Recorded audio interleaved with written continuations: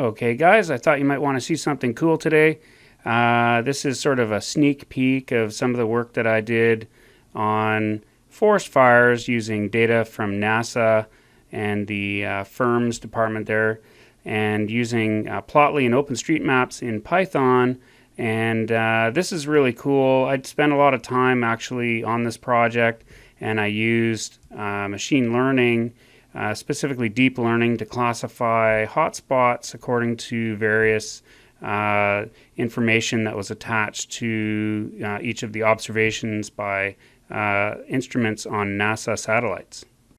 Now you can see on July 7th, 2017, there was a fire near 100 Mile House, but we're going to actually look at Hanceville there, because on the 7th, a lightning storm ripped through this area, and by the 8th, this is what it looked like.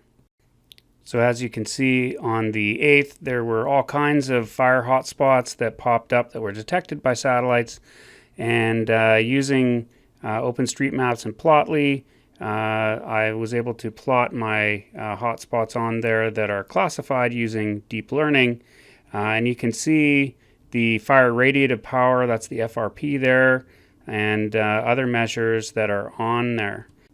And moving to the 10th, you can see that the fires that did stay burning did intensify, and you can see that Hanceville is just surrounded by these hotspots. You can see the shape of the fire, and the more serious, more severe hotspot areas, you can see that they are in yellow, and the ones that are not quite as strong are classified in red, and the blue ones are not as serious. But you can see if I zoom out, there were other fires that did keep burning, like this one that was up by Nazco Lake Provincial Park, and there was quite a lot of serious fire activity around that time.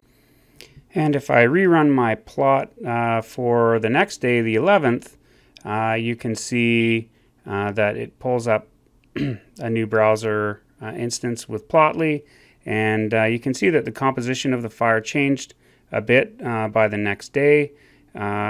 There were still quite a few class 2 more serious fires that were burning, but they weren't as sort of big blobs of fire, I guess you might call them, fire areas.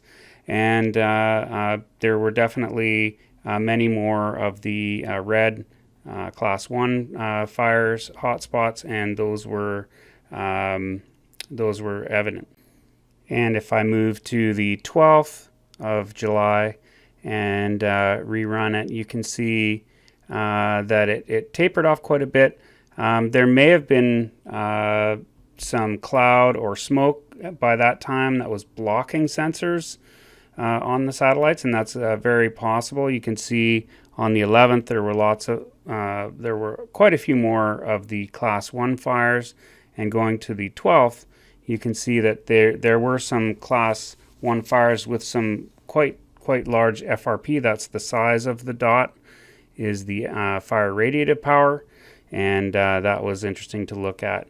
If I jump to the 15th of July, then you can see that this fire really took off again, and you can really get a sense of the shape of the fire at this point, but you can also see there's some really high FRP figures, over 2,000 megawatts of fire radiative power, and most of these are actually classified in yellow because they're continuous. They have a lot of spread, continuous spread, and that's definitely something that factored into the classification. So here we go on the 17th. You can see that a lot of the fire activity has sort of scaled back again, but this one fire that was south of Hanceville had over 4,000 megawatts, more than one spot over 4,000 megawatts of power, and that was quite a serious fire that was south of Hanceville there, and definitely that was something that was interesting to see, but was very, very serious on the ground at the time. And you can see that there were quite a few other fires that were burning north of Hanceville as well, and you can see those at the top there. And that fire did actually continue to have life for quite a few weeks after that, making it a very serious fire, and one that I think a lot of people remember.